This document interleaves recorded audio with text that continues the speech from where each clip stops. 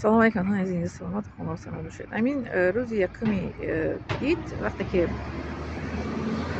در اون مینو که اومده رسیدن گفتیم که از مزدلفه رو کشنامونه در روز یکمی عید نماز عید میگذارن، قربانی کسی قربانی داره قربانی میکنن، مردها موی سرشون میتراشن، زنها مقدار یک چیز موی سرشون میبرن، لباسای احرامشون امروز روز میکشن. امین روز یکمی عید احرام از بر بدر میکشن. بعد امین روز یکم شیطانی کلون سنگ میزنن. هفته هر وقتی که شما شیطانی کلون سنگ زدن، سنگ چرا میگیم بسم الله اکبر میگیم میپرتین، بسم الله اکبر 7 بار میپرتین. این شیطانی کلون میونه، سه تا شیطان علامت کردگیم. شیطانی کلون، شیطانی کلون، شیطانی میونه، شیطانی میونه، میده شیطان میده. روز یکم شیطانی کلون میزنن، لیکن در امروز سنگ زنی احتیاط کنین. هجوم باید احتیاط کنین که چیزی که از دست افتید، مثل تلفن، ساعت یا که گنج ارتست باید خم نشوند. خم شدن کو میجی کنش پیش بهش میخرن میرن. فقط باید که راست ایستین، قامت باید راست باشه. تیلاتون کردن طرف میرین، لیکن نفته باید وجی باید نفته.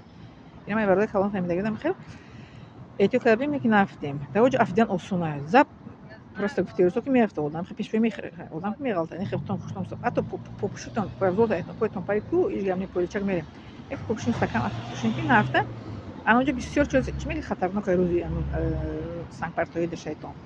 سر که برای چی؟ برای که آدم هجوم بسیار میشوند. آدم بسیاره که گفتی باید توجه که جوی انیم پوچه جقیره بی تلکنیره بی دوجه رنگ بگیم روزی بزرگ روزی محشر میگن کنم خیلی قیامت برای آدم دوجه میشه. چقدر که در مکه مکرمه آدم بسیار است که در گردی مکه مکرمه طواف میکنن. انا مینو دام خیلی میشه وقتی سنگ شیطان سنگ زدنده. برای کسی که حج میرد احتیاط کنید. خب این روز شیطان میزنن میبرن از مینو میرون مکه مکرمه طواف دیمشون میکنن. طواف یک کردن که اومدن شد طواف دیمه میکنن. این طواف هم خیلی 7 مرتبه گرد مکه مکرمه رای میکنن، دور میزنن. در هر یک طواف کردگیشون اومده در روبروی سنگ سیاه ایستاده دعا میکنن. 7 بار دعا میزنن. تو نیستن سنگ بوسه میکنن، تو نیستن بود 7 بار دعا میزنن. در هر یک طواف کردگیشون در روی سنگ اومدن که تو نیستن سنگ بوسه میکنن، تو نیستن دعا میکنن، بود دور میزنن. خیلی این دویم چی میشه؟ طوافشون میشه. طواف یکم شو طواف قدومه، طواف چه افاده های میکنن. بعد این بو میروند چی میکنن؟ ما گشته میرن مینو. در مینو نگاه کن، در مینو 3 روز باید ایستن. اینو 3 روز میستن. نه روز یکمی عید، دویمی عید، سومی عید میبرن. گشته بو میرن مینو. بعد همین طوافی که کعبه را کردن کومی سو مکه چقدر که خان میستن تلاوت قرآن میکنن و طواف الهی میخوان. حاجی حق دارن که طواف الهی کنین، غیر این طواف دیگه میکردن شما. چقدر طواف میخوایم میکنیم طواف میکنه که بین اون طواف یکم و طواف دیمم وقت ما باشه کومی سو پیش این مثل شما از عید قربان 2 روز پیش رفتیم و 2 روز پیش رفتیم. چقدر طواف میتونیم میکنیم پیش از مثلا یک روز پیش از عرفات، مثلا 2 روز پیش عرفات شما اومدین کو طواف یکم تون کردین کو چقدر طواف الهی میتونین که کنین. خب انا ایباری طواف دیم تونم طواف الهی میتونین کنین هر مثلا که پیش از مینو رفتن. در مینو که رفتیم و در مینو مثلا میخورین قرآن تلاوت میکنین، صحبت میکنین با اون نفر اون کس. شب در مینو میمونین. شب دویم عید.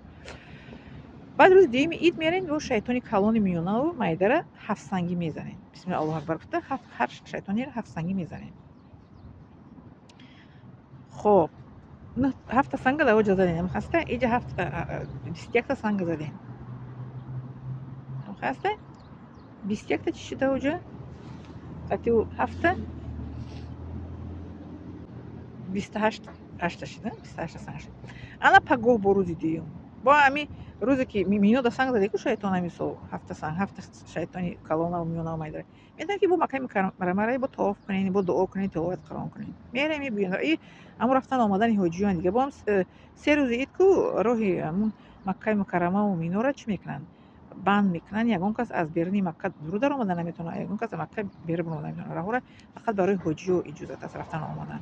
این من از جو همین یک با یک زنی همون مکهی همسوبش نگفت که ما گفت هم کردیم. گفت روزی بعد سیم عید گفت بعد سیم عید آمده 3 روز عید گفت راه محکم کردمش دست.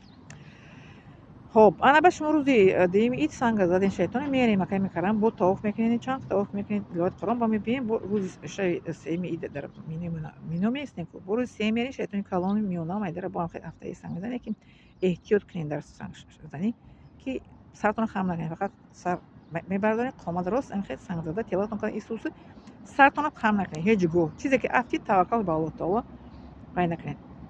برای چیز گم شدگی چیزی که افتید گم شده در مکان مکرمه کابینت هست در درونی زمین خانه خداوند همچین چیزی گم شدگی میرن آدم میپرسن میتیانشون چیزی گم شد زیغ نشوین. تلفن افتید چیزی که افتید سالم به دست آمد میرین همونجا میگین که میخواید تلفن افتید که کشیلوکی پول افتوندن یا که سوم افتوندن نصیبتون کردگی باشه بگشتیم در اونجا میورن در اونجا آدما میرن چیزی گم کردگیشون در مکان مکرمه به دست میارن.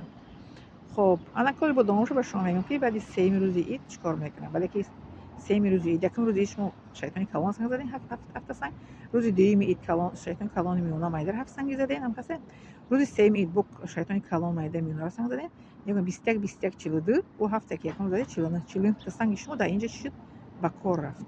خب ندارم شما باز دوام چی میکنم.